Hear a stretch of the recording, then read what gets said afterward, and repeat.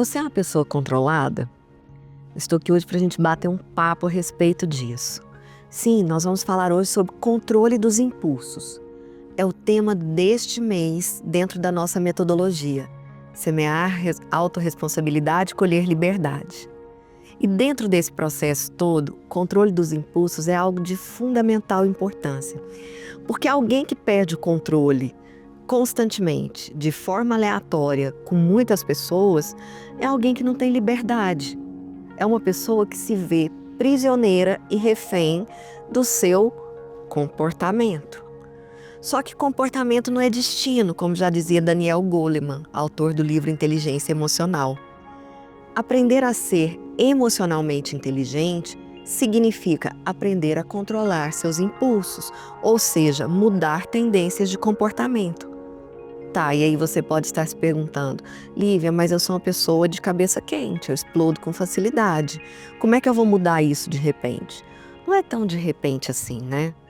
Há quanto tempo você que está aí nos assistindo vem nos acompanhando falar sobre autoconhecimento?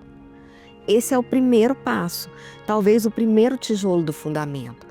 Então, primeiro, para eu entender que eu preciso controlar os meus impulsos, eu preciso entender como é o meu comportamento, como é o meu temperamento, vamos dizer assim. E se eu percebo que eu sou uma pessoa nervosa, que facilmente me irrito, que explodo constantemente, vamos dizer assim, o que eu preciso de fazer? Estar atenta a esse padrão. Quais são os gatilhos que acionam essa explosão? Quais são os gatilhos que me tiram do sério? O que eu tenho que fazer? Primeiro ponto, perceber esses gatilhos. Quando alguém me contraria. Não, talvez quando a situação saia do controle. E aí a gente entra numa outra questão. Do que é que nós temos controle nessa vida? De absolutamente nada. A ideia de controle é uma ilusão. E várias das situações que nos acontecem constantemente, principalmente eventos climáticos, grandes tragédias, elas surgem justamente para nos mostrar que, por mais que a gente faça planos, que a gente traga todos esses planos na ponta do lápis, não está no nosso controle, muitas vezes. E aí, o que nós podemos fazer? Manter aquilo que está dentro do nosso controle em ordem, e aí entra o autoconhecimento, ampliar as nossas possibilidades e tentar lidar com esses desafios. Então, o primeiro ponto, autoconhecimento, entender, sim, eu sou uma pessoa nervosa. Sim, eu perco a calma com facilidade. Segundo ponto, começar um processo de autodesenvolvimento. E aí, diante desse processo, o que é que nós vamos fazer? Tá, então o que eu posso fazer para regular minhas emoções? Existe um método muito famoso criado por um pesquisador que hoje é o suprassumo disso no mundo de inteligência emocional. Ele é o pai do núcleo de inteligência emocional dentro da Universidade de Stanford. E ele criou o método Ruler, regulador de emoção. É uma sigla em inglês, mas que basicamente diz que a gente precisa primeiro reconhecer nossas emoções, autoconhecimento. Segundo, compreendê-las. E aí é onde eu estou falando dos gatilhos que nós precisamos entender. Terceiro, dar nome a elas. Muitas vezes esse nervosismo meu, ele não vem simplesmente da raiva, ele vem do medo do que pode acontecer se eu perder o controle. Então, nomear essas emoções vai me ajudar a trabalhar para elas. E, por fim, regular as emoções. Como? Muitas vezes respirando. Às vezes, antes de falar algo do qual eu possa me arrepender na sequência, beber um copo d'água, tomar um tempo, esperar quando eu estiver mais calmo para falar, me retirar daquele local durante um momento, se for necessário, para voltar a essa calma.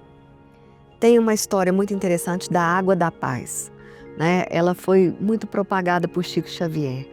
Ele dizia que quando a pessoa não soubesse o que dizer ou estivesse num momento de muita raiva e adrenalina, que ela enchesse a boca de água. Aquela seria a aguinha da paz. E só engolisse quando a raiva básica, aquela raiva raiz, já tivesse diminuído um pouco. e, se necessário fosse, mais um golinho de água. E talvez até um terceiro, até que a pessoa fosse voltando. Esse é o processo de regulação das emoções.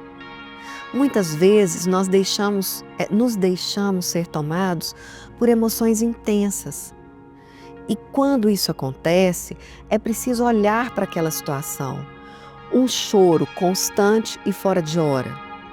Talvez seja um sinal que a nossa criança interior precise ser cuidada.